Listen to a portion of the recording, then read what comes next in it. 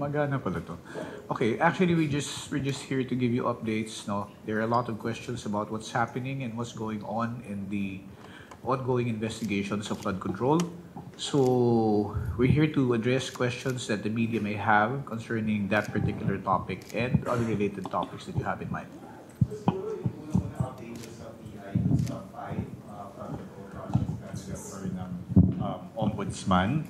Ano na pong status? May pinapatawag na po ba tayong mga respondent? So far, the records of the cases coming from the Ombudsman got to the department, I think, Monday or Tuesday this week. And the same has already been assigned to panel of prosecutors to investigate the same. Subpoenas will be forthcoming. We're hoping to have it sent out within the week, but the latest would be by next week. Mga ilan, sir, yung isasubpoena? Do we have a copy of the list? No, the cases? Baka may ano po yung pwedeng ma-share na details doon sa isasubpoena, kung may names po ba or at least mga positions in government or past positions? Well, the first 5 projects, or the first 5 cases that were filed with the, or referred to the Office of the Ombudsman and now subject of preliminary investigation, cover cases on ghost projects, no? Flood control projects in the 1st District of Bulacan. Okay, so these are 5 cases and this covers about quite a number of respondents. No? The more prominent of them, you would already know, would be Henry Alcantara, Bryce Hernandez, Dumasig, JP Mendoza, and several other personalities. Kasi we're still focusing, I think the 5 cases are focusing on the participation of the District Engineering Office of Bulacan 1. So sila muna yung subject nito mga cases ito, as this involves also contractor who actually lent their license for purposes of being able to get that flood control project. Well, that's our lawmakers or former lawmakers. No, none. As we announced also during the time when we referred the case to the Office of the Ombudsman, there is no lawmaker yet, neither a congressman or a senator, who is included in the charges that are being subjected to a preliminary investigation. Sir, yung interim report ng ICI kanina submitted to the Ombudsman, ano na bang procedure doon? Does it end with Ombudsman or will the Ombudsman send it back to you? Kasi doon included yung si Mr. Villanueva at si Mr. Estrada ata. Well, I suppose the procedure as far as the Office of the Ombudsman is concerned is for them to make an evaluation of the cases. Remember that these cases that we have now, which are the subject of a preliminary investigation, involve officials of the DPWH who have salary grades below 27. So this is within the purview or within the jurisdiction of the Department of Justice. Now, as far as the referral, no, we have not received a copy of the referral of the ICI to the Office of the Ombudsman, but if it does involve lawmakers, whether they're congressmen or senators, then this would involve personalities who have salary grades above 27. So the Ombudsman would be the appropriate office to make the evaluation, to study whether or not there is enough evidence. As to who will conduct the preliminary investigation, that is really the call of the Office of the Ombudsman. But they have jurisdiction to do so, but they also have that authority to deputize the Department of Justice if they do so, or if they wish. Sir, yung Diskaya couple, dito po ba sa DOJ, nag-withdraw na sila ng application for WPB? And in case mag-withdraw, babawiin po ba yung protection na binigay sa kanila? The Diskaya couple has not made any categorical statement, the same way that they did with the ICI, that they will no longer be cooperating. Here in the Department of Justice, there were discussions earlier with the Diskaya couple, but as far as we are concerned, we are not dependent on what the Diskayas have to say or have to offer. We can proceed with whatever investigation we believe we can go on with, and we will just await if they do decide to come back and come up with a statement that they will be having the department evaluate for purposes of determining whether they qualify as state witnesses or not. Pero ongoing yung application nila dito sa DOJ.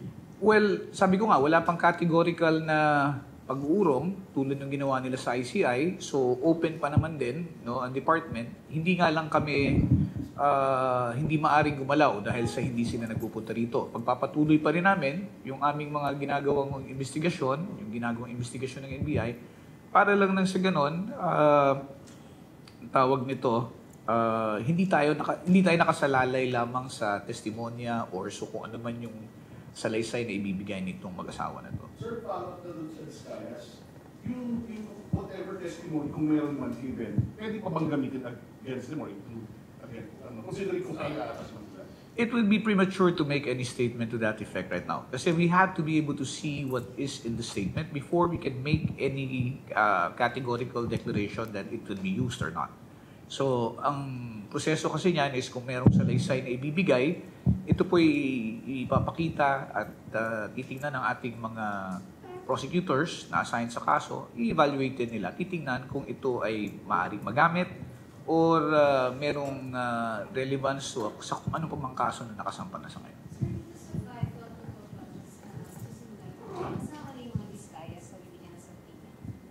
If kasama na sila sa charge, no, hindi po sila kasama dito. Dito po sa 5 kaso na to, I believe the ones who are the contractor involved is SIDS.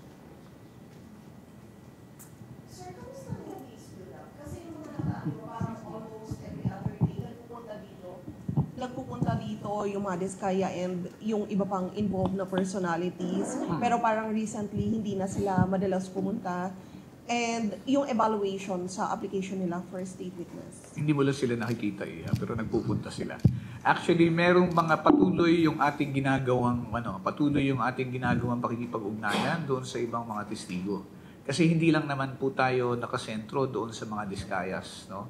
The Diskayas were last here, if I'm not mistaken, about 3 weeks ago.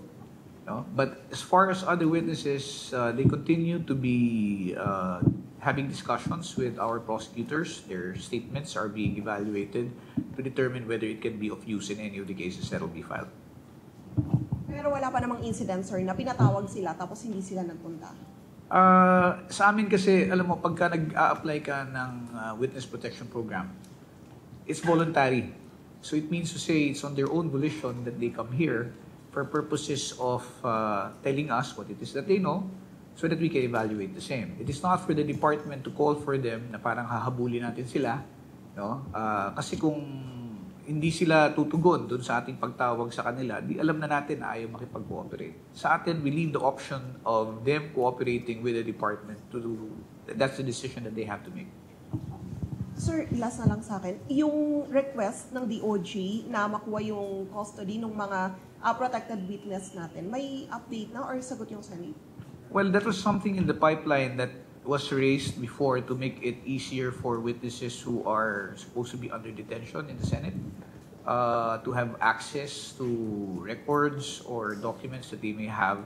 I am just not quite certain yet if that request has been formally made with the Senate Sergeant at Arms, no, to have custody transferred to the Witness Protection Program or to the Department of Justice.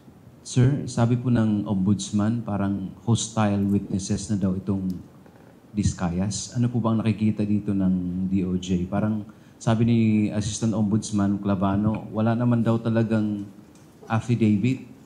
Sino pa ang salaysay itong mga Diskayang nakuha ang DOJ? Thank you for your question, sir. We'd like to clarify that the powers and competence of the Ombudsman is independent of that of the DOJ. Magkaiba po yung assessment namin ng evidence of the affidavits by the would-be witnesses with the applicants for state witnesses. When the Ombudsman say that the witness has been rendered hostile, we have to make a distinction between a hostile witness legally, as defined under the rules of court, and maybe a hostile witness loosely used in saying na hindi na po cooperative yung witness na to sa sinasagawa nilang investigation or evaluation. So again, it's a clarification of what hostile witness is under the law and hostile witnesses is being uncooperative generally. But we want to emphasize na iba po yung, again, iba yung evaluation ng DOJ with respect to that of the Ombudsman. In the same way that the cases regarding flood control are different from the ones filed here with the ones filed there.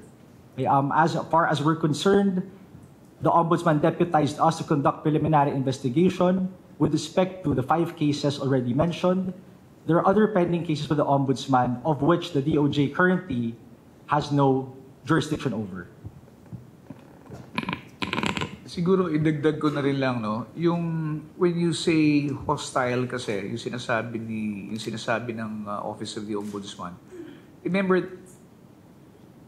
hostility means that one does not want to cooperate. No? We do not know what arrangement has been made by the Discayas with the Office of the Ombudsman, no, or if they have been called or summoned to appear in any investigation there. Now, yung dito naman sa department kasi, we cannot ascertain yet whether there is hostility up until we see the statements that they have to say. Liwanagin din po namin na hindi po kasi yan ibig sabihin o nangangahulugan na kung ikaw ay magbibigay na ng salaysay, agad-agad makakapag-desisyon ang department kung ikaw ay ituturing ng isang state witness o hindi.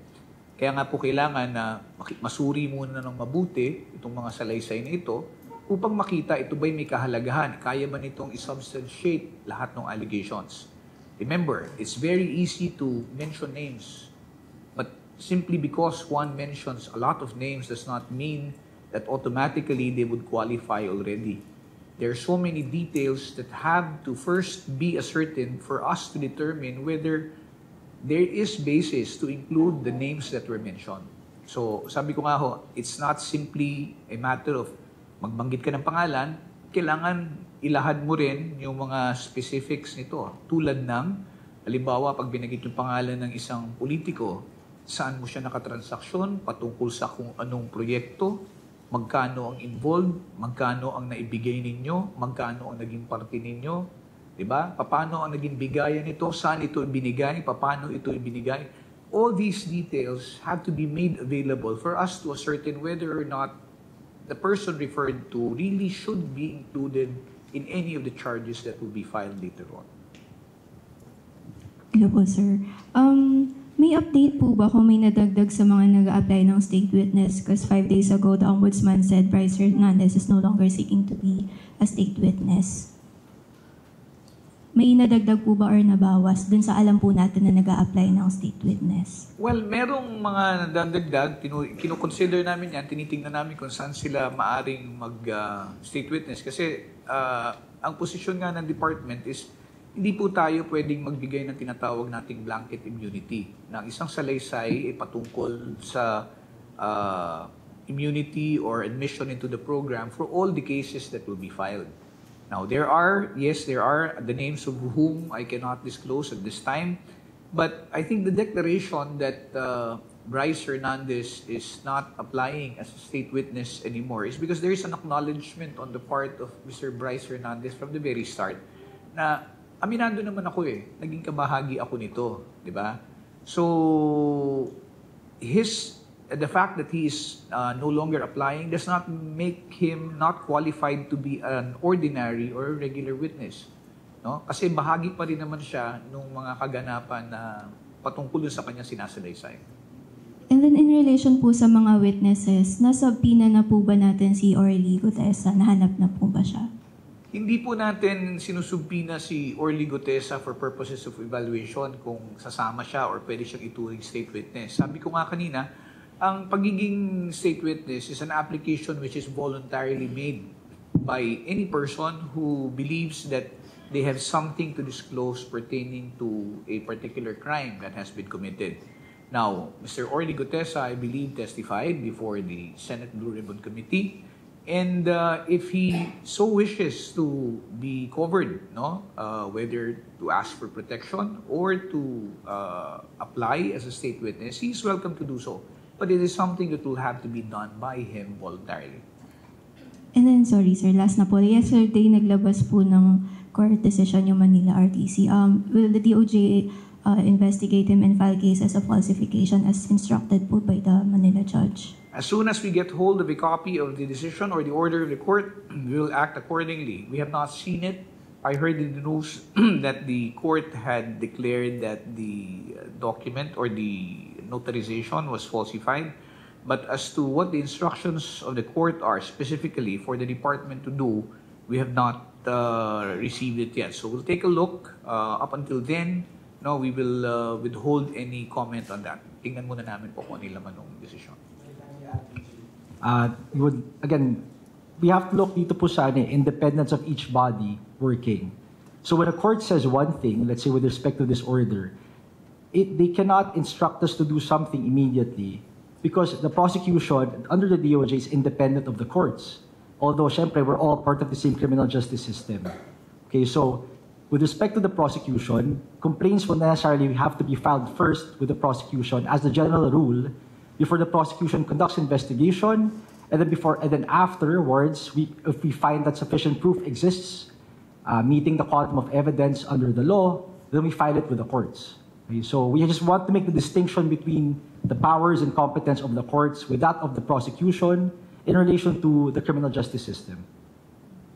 Sir, sorry, i-follow up ko lang ng konti. Pero malinaw na po na hindi na natin magagamit yung naging salaysay ni Orly Gutesa doon po sa Senate. Kasi yung nakaraan is hawak siya ni dating SOJ Remulla.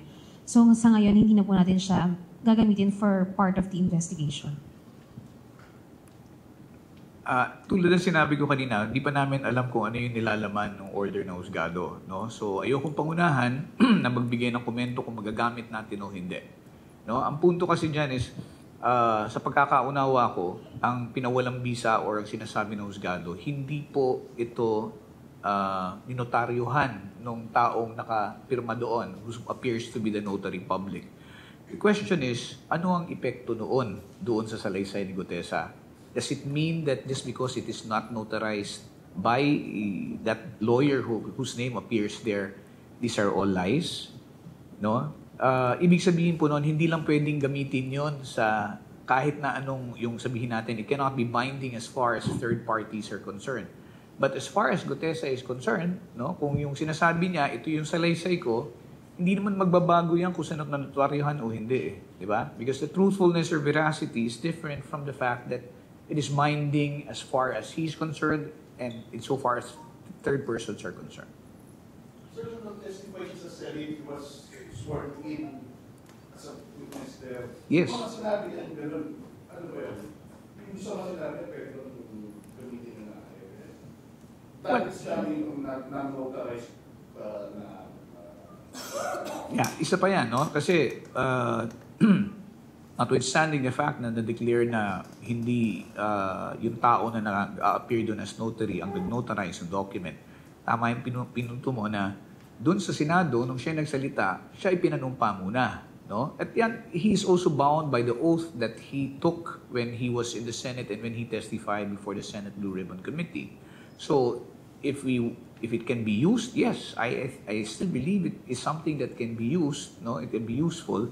I think the case that was filed before the RTC was for the benefit of the notary, just to prove that I did not notarize that document. No? But it does not say that just because I did not notarize it, it means that the things that are stated there are lies. Sir, yung kay Bryce, kung hindi na siya nag-apply for state witness and protected witness kasi siya ng DOJ, paano yun? Maapektuhan ba? Hindi na siya protected witness ka na? Hindi po. Yung kanyang yung declaration kasi that Bryce is no longer applying as state witness. This was a statement which was made by the Office of the Ombudsman, if I'm not mistaken. And as to whether or not he would still want to continue to apply as a state witness before the cases or before the Department of Justice where there are cases that are also being investigated and are pending, it's really up to him. No? All we have to do is have those statements evaluated to determine whether they will be useful to the prosecution. As far as protective custody is concerned, remember that all of these people, the Discayas, Bryce Hernandez, JP Mendoza, Henry Alcantara, Yusek Bernardo, are people who are given protective custody, no, or protection by the WPP because there are threats to their security, which they disclosed before the Senate. And parang sinasabi nila, bago kami magsalita, gusto lang naman namin din malaman o matiyak yung aming seguridad. Pero as far as the protection, if they need protection, the witness protection program will be more than ready to provide them that. So sa DOJ, sir, wala pang binabawi na application si Bryce? Wala pa po ako nalalaman na binabawi siya na application. Sir, yung nabanggit mo na nag-a-apply ng mga bago, from the side ng contractor ba yun or government officials? These are still government officials. DPWH. Yeah, I would say, it's safe to say, they are from the DPWH. Sa susunod, ang itatanong mo na sa akin yung pangalan. Hindi, sir. Mataas na opisyal ba to? Anong level? Ilagay na lang muna natin pansamantala na siya ay isang sila ay taga DPWH pa din. Ilan, sir? Ilan? Hindi ko na muna sasabihin kung ilan. Sa susunod, Grade, sir. salary grade, sakop sa jurisdiction ng department. USEC ba to, sir? Location, sir, Bulacan or labas ng Bulacan? So, Alin na rin? Oh yes, so kung sakop ng department is below 27. Sir, dun sa mga nakakausap natin, sino na po yung parang matibay na pwedeng maging state witness? Yung may mga hawak din pong ebidensya na i-present sa inyo. Sa ngayon po, hindi po namin maaaring i-disclose kung ano man yung nagiging kasunduan and so far as admission into the program because that is something which is confidential and can only be released if there is a court order which would allow the scrutiny of the application itself.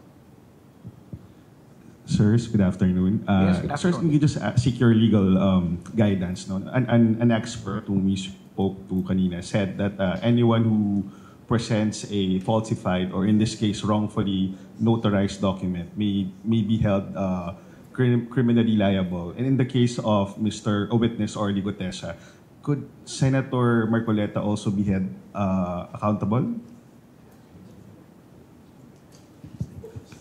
In any case, no, in any proceeding or case that involves parties, mga akusado lang po or yung mga parties lang ang liable in the event that they are found guilty. Okay, in this case, the affidavit was found to be falsified. As far as we know, si Orly Gutesa lang ang party involved. So Senator Marcoleta, insofar as his involvement in the Senate proceedings, Senate hearings is concerned, this has nothing to do with Orly Gutesa's case, which happened to be decided in court. So again, I emphasize or re-emphasize that you have to make distinctions between the agencies, the government agency, the bodies conducting whatever hearing there is, and rendering the decisions. So Senator Marcoleta, not being a party to that case, we cannot speak for him. But in the same way, we cannot speak for the Senate, for the Congress. All we're saying is kapag may kaso sa court, sa hukuma, nag-render ng desisyon ng huwes, yung mga partido lang na kaakibat dun sa kaso na yon, ang ma-render guilty in the event that the court, the judge does say so. Okay, thank you. May just briefly shift on another topic, sir. Yung pong, now that the anti-POGO law